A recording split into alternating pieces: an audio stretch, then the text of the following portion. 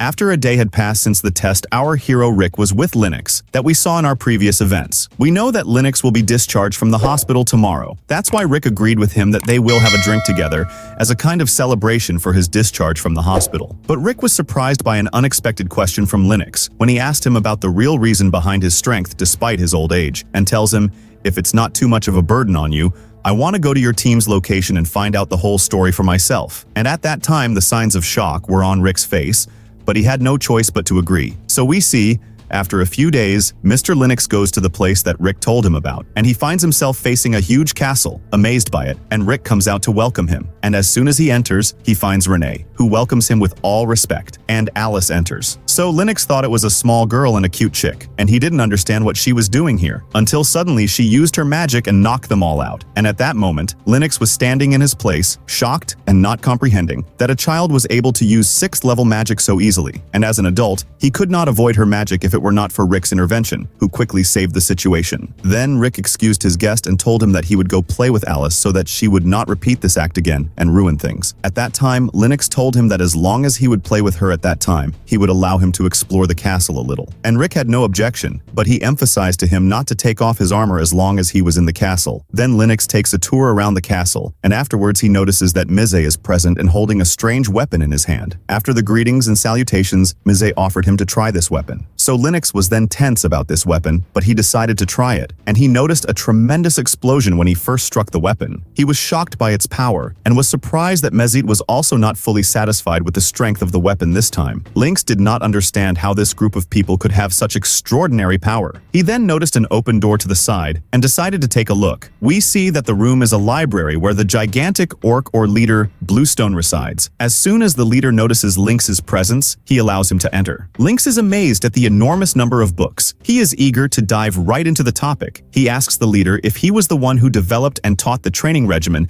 that Rick underwent. The leader confirms this and asks Lynx if he is interested in learning about Rick's training. Lynx enthusiastically says he definitely wants to know, and requests the leader to teach him anything from those training methods. The leader notices that the gleam in Lynx's eyes for power is similar to Rick's, and decides to help him. We then see Rennet walking in the garden when suddenly Lynx is thrown down from above with extremely heavy iron balls tied to his leg. Rennet quickly catches him before he falls and dies. Lynx is shocked to see a massive monster lying dead on the ground, and asks Rennet if she single-handedly hunted it down.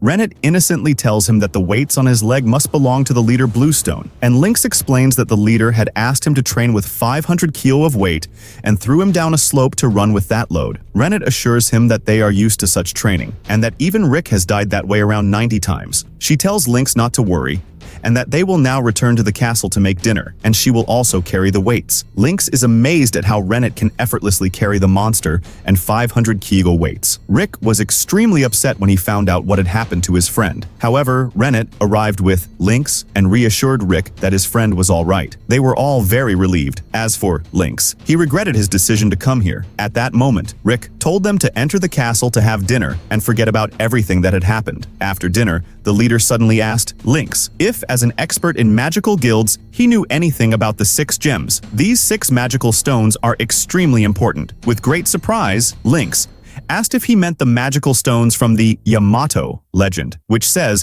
that if the 6 stones are gathered, the prison cell where the former emperor's monster sleeps will be able to open the original vortex within it. Rick replied that this was indeed what they were referring to, and told him that they were looking for any information that could lead them to the location of these 6 gems, so if he had any information about it, he would be very grateful. After some thought, Lynx told them that a large number of famous wyvern dragons had suddenly appeared in a nearby mountain near the Northern Guild, and someone had mentioned seeing a red light there. The team got excited and decided to go to the Northern Guild to see what was happening there. And now we see a girl named Rie, who is sweeping and upset because, although she has finally become an adventurer, she is still sweeping in the guild. We learn that she is of rank F and is aware that this rank still doesn't qualify her to face the monsters.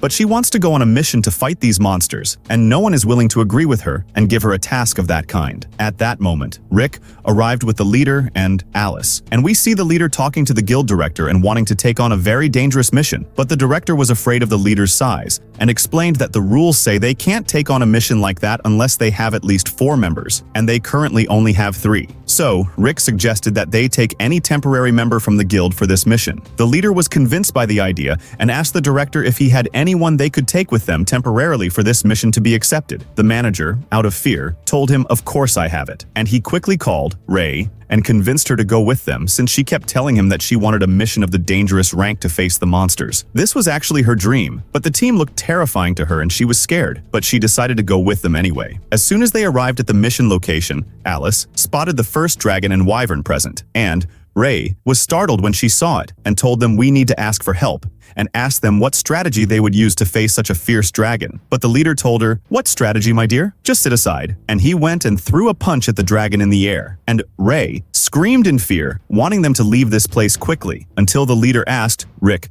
to take her to another place to relieve them from her screaming. So, Rick tried to convince her that they should leave from here, but she said, "Is it normal for us to leave them and go in a dangerous situation like this?" And he calmly told her not to worry, everything will be fine. And she was still asking him how he knew that when she found a dead dragon in front of her, and she fell to the ground in terror. And suddenly she saw a terrifying vortex in front of her. So, Rick ran to her and picked her up to leave, telling her, "I told you everything will be okay." At that moment, they found a live dragon in front of them, so Ray, in complete terror, told him we have to escape as fast as we can, and Rick told her to escape as she pleases.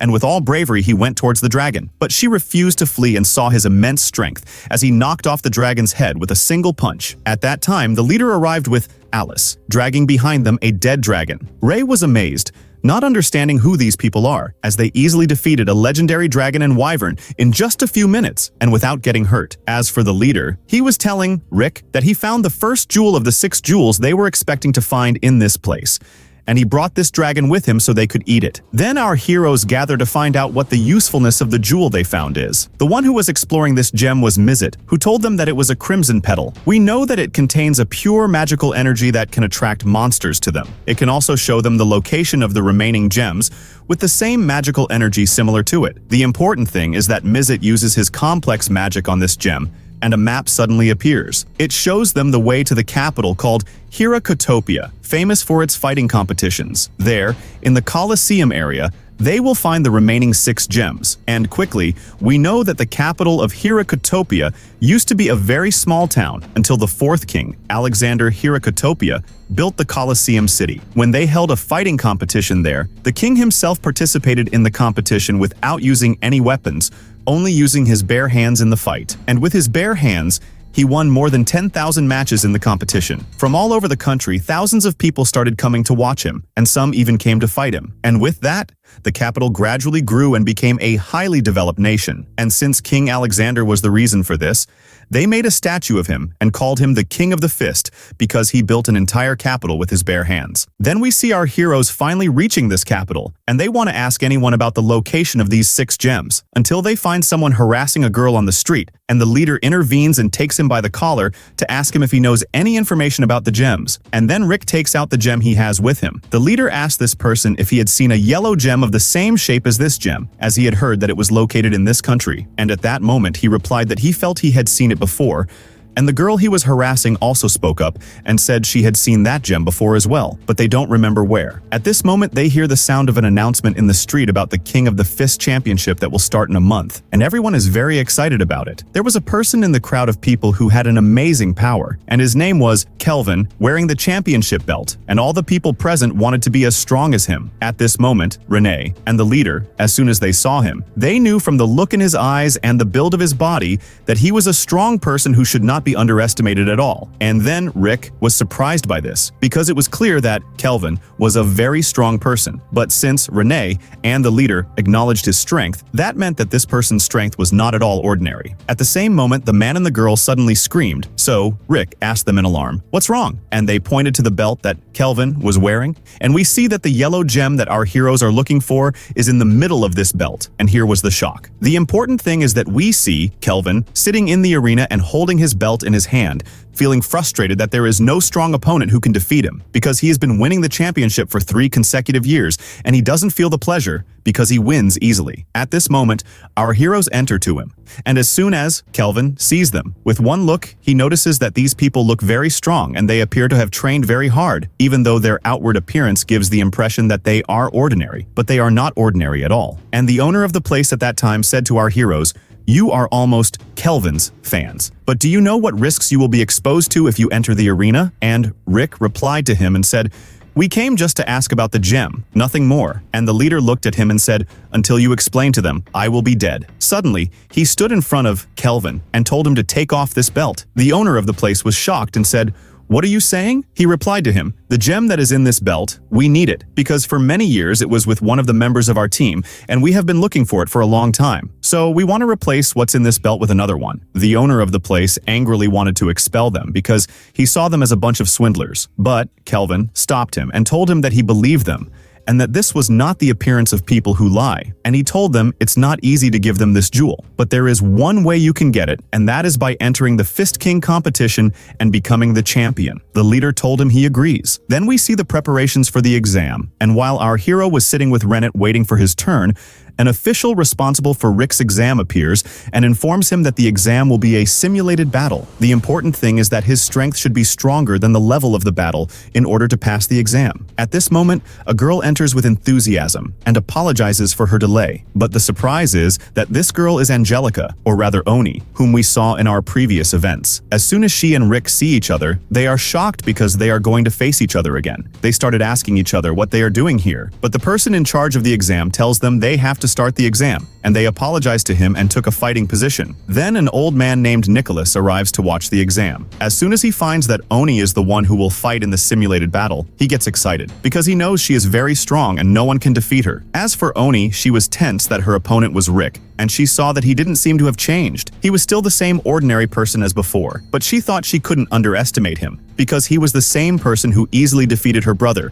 who was supposed to be stronger than her and of rank A. On the other hand, the old man Nicholas was looking at Rick and wondering why a man of his age is competing in the young wrestler's exams. He underestimated him and said that Oni will definitely defeat him easily. Then Oni started gathering her strength and decided to win this time to restore her reputation. But as soon as she starts her first attack, she finds her leg suddenly slipping and she falls. Then she remembered that, because of her focus on Rick, she forgot to focus on her stance. And when she stood up and started attacking him again, the same thing happened. And Rick, at that moment, laughed as he mocked her and told her, "You probably think it's your fault that you're falling, but let me tell you that this is a new developed technique that I was able to reach from the days of the E-rank test I underwent. Don't say you got hurt, because this technique disables the movement of your leg and makes you lose your balance for a moment so that you lose the desire to fight, but it won't hurt you at all." This really angered her, and she shouted at him. But before she could speak, she was aware that everything related to Rick is something strange and resembles the impossible, and this irritates her more and more. That's why she tried to approach him with all her anger to hit him, but again she fell on her face at that time, and